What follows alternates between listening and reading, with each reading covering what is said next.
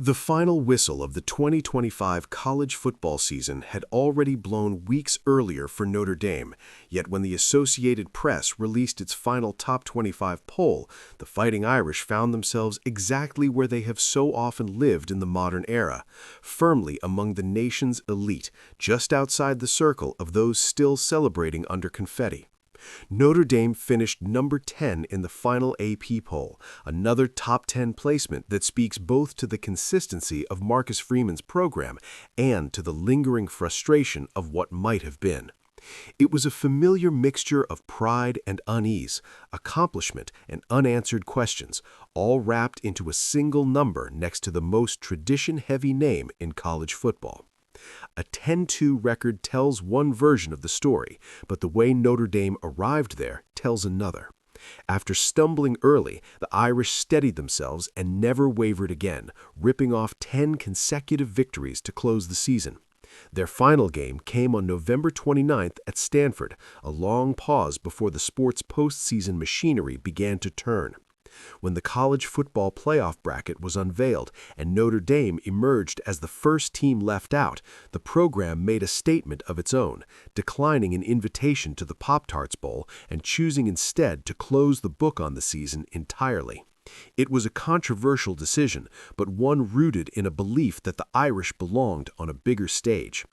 The AP voters ultimately placed Notre Dame right on the edge of that elite tier.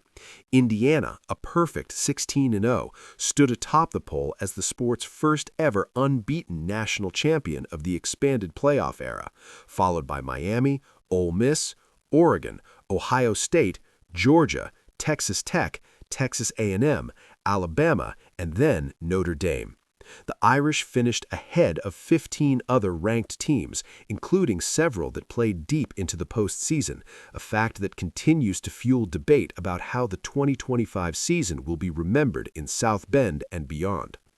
From a Notre Dame perspective, the final rankings only sharpened the sense of contradiction that defined the year.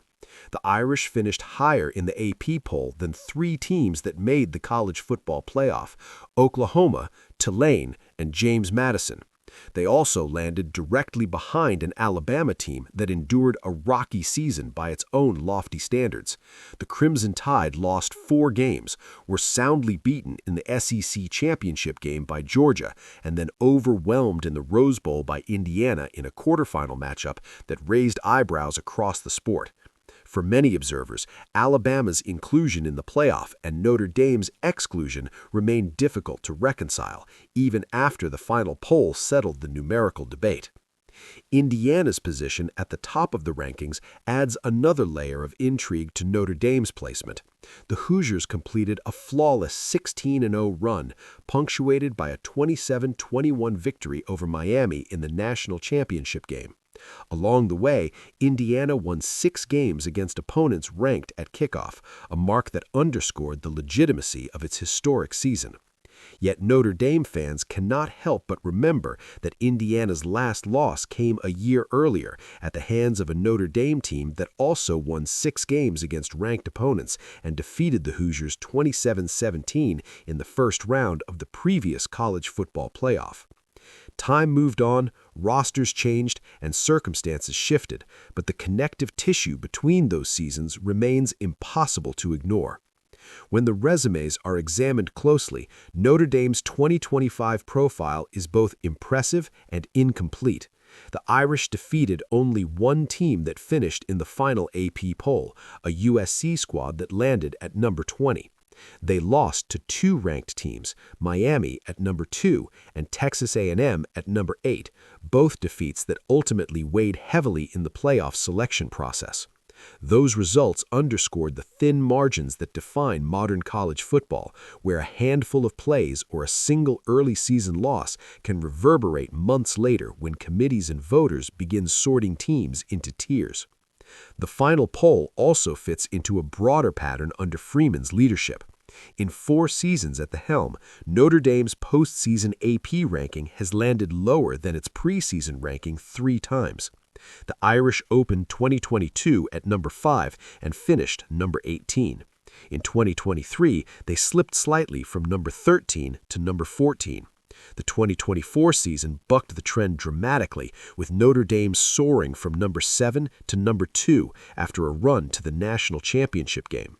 This year, they began at number 6 and settled at number 10, a respectable finish that nonetheless reflects the unmet expectations that hovered over the season from the start. Still, context matters. Finishing number 10 without playing in a bowl game is no small feat, especially in a year marked by expanded playoffs, realigned conferences, and unprecedented roster movement. Notre Dame's absence from the postseason conversation after November did not erase the body of work assembled over 3 months of football. 10 straight wins remain 10 straight wins, regardless of when the season ended, and the AP voters clearly recognize the Irish as one of the country's most complete teams. For Freeman, the final ranking serves less as a verdict and more as a checkpoint. The head coach has been consistent in his messaging, emphasizing accountability and clarity rather than frustration. Notre Dame, in his words, left doubt. The final AP poll confirms that assessment. The Irish were close enough to the elite to see it clearly, but not close enough to stand among it when everything was decided. That reality has shaped the tone of the offseason, from transfer portal moves to recruiting pitches to the internal standards being reinforced within the program. There is also a sense that Notre Dame's place at number 10 reflects respect as much as restraint. Voters acknowledged the Irish consistency, discipline, and late-season dominance, while also recognizing the resume gaps that ultimately separated them from the teams ahead.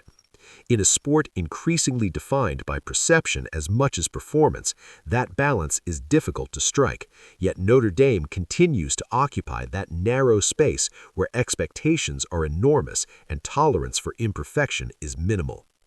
As the sport turns the page to 2026, the final AP ranking will linger as both validation and motivation. It confirms that Notre Dame remains firmly entrenched among college football's top programs, even in seasons that fall short of ultimate goals. It also reinforces the idea that for Notre Dame, being good is never enough.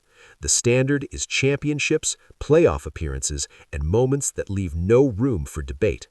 Number 10 is a strong finish by any objective measure, but at Notre Dame, it is also a reminder of how close and how far the program still is from where it wants to be. In the end, the 2025 season will be remembered not just for where Notre Dame finished, but for what that finish represents. A team capable of winning 10 straight games, a program confident enough to walk away from a bowl rather than settle. A head coach still early in his tenure, navigating the pressures of expectation while building towards something bigger. The final AP poll etched Notre Dame's place into the record books, but it also left space for the story to continue.